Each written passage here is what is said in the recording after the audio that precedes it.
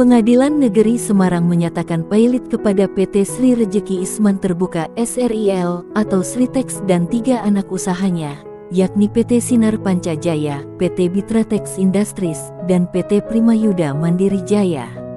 PN Semarang menyatakan Sritex dan 3 anak usahanya telah lalai memenuhi kewajiban pembayarannya kepada PT Indo Barat Rayon. Hal ini tertuang dalam putusan dengan nomor perkara 2 PDT, Sus Homologasi 2024 PN Niaga SMEG. Sritex sebetulnya bukan perusahaan kemarin sore dan sudah berdiri lebih dari 50 tahun. Sejarah perusahaan Sritex tidak bisa terlepas dari sosok pendirinya, yaitu Haji Muhammad Lukminto, HM Lukminto. Lukminto alias Leji Sin adalah peranakan Tionghoa yang lahir pada tanggal 1 Juni tahun 1946. Dia memulai karir sebagai pedagang dengan berjualan tekstil di Solo sejak usia 20-an. Dalam uraian buku Lokal Champion, Solo sebagai pusat tekstil di Jawa sejak masa kolonial membuat bisnis Lukminto tumbuh subur. Hingga akhirnya pada 1966 atau di usia 26 tahun dia berani menyewa kios di Pasar Klewer. Kios itu diberi nama Ode Sri Rejeki. Tak disangka bisnisnya moncer. 2 tahun berselang dia mulai membuka pabrik cetak pertamanya yang menghasilkan kain putih dan berwarna untuk pasar Solo. Pendirian pabrik inilah yang kemudian menjelma menjadi PT Sri Rejeki Isman atau Sritex yang kini bertahan hingga kini pada 1980.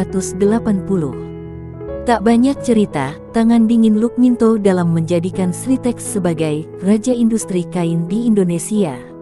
Satu hal yang menarik dari dirinya adalah kedekatannya dengan Presiden Indonesia kedua, Soeharto.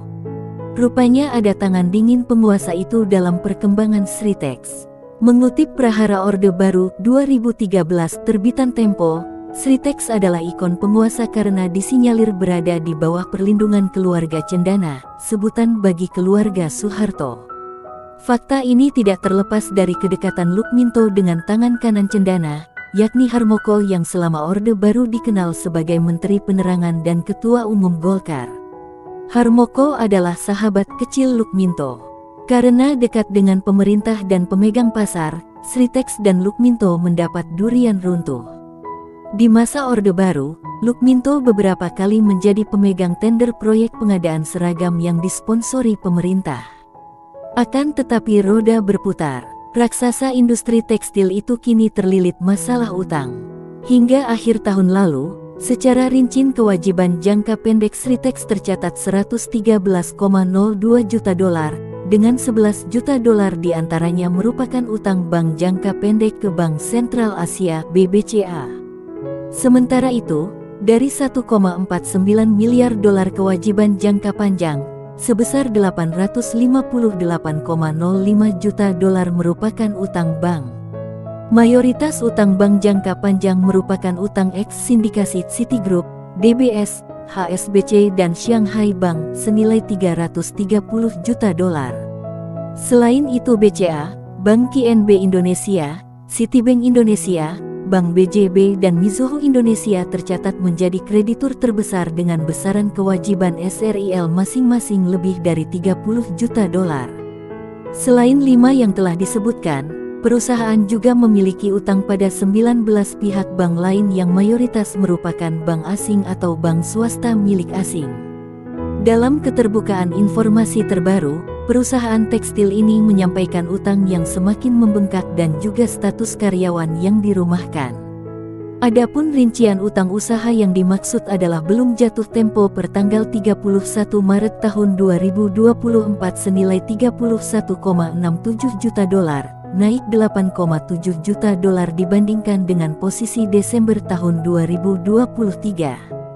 Kemudian utang yang jatuh tempo dalam 30 hari naik 630 ribu dolar. Lalu 31 sampai 90 hari naik 1,2 juta dolar dan 91 sampai 180 hari naik 468 ribu dolar. Selain itu, SRIL juga telah melakukan restrukturisasi surat utang jangka pendek (MTN) yang awalnya jatuh tempo tanggal 18 Mei tahun 2021 menjadi tanggal 29 Agustus tahun 2027. Dikarenakan masalah kas, perusahaan mengajukan relaksasi terhadap pembayaran pokok dan bunga MTN, tulis manajemen SRIL. Kesulitan keuangan tersebut akhirnya memaksa Sritex untuk melakukan efisiensi. Sepanjang tahun lalu perusahaan telah memangkas 2.232 karyawan dari semula 16.370 karyawan di akhir 2022 hingga tersisa 14.138 karyawan akhir tahun lalu. Melalui keterbukaan informasi, Direktur Keuangan SRIL Welly Salam menjelaskan penyebab penurunan pendapatan yang drastis adalah pandemi COVID-19.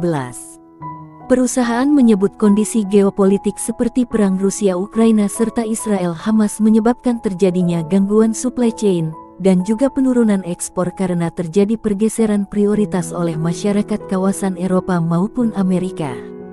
Terjadinya oversupply tekstil di China yang menyebabkan terjadinya dumping harga yang mana produk-produk ini menyasar terutama ke negara-negara di luar Eropa dan China yang longgar aturan impornya, tidak menerapkan bea masuk anti-dumping, tidak ada tarif barier maupun non-tarif barier, dan salah satunya adalah Indonesia, terang Welly, dikutip Kamis tanggal 24 Oktober tahun 2024.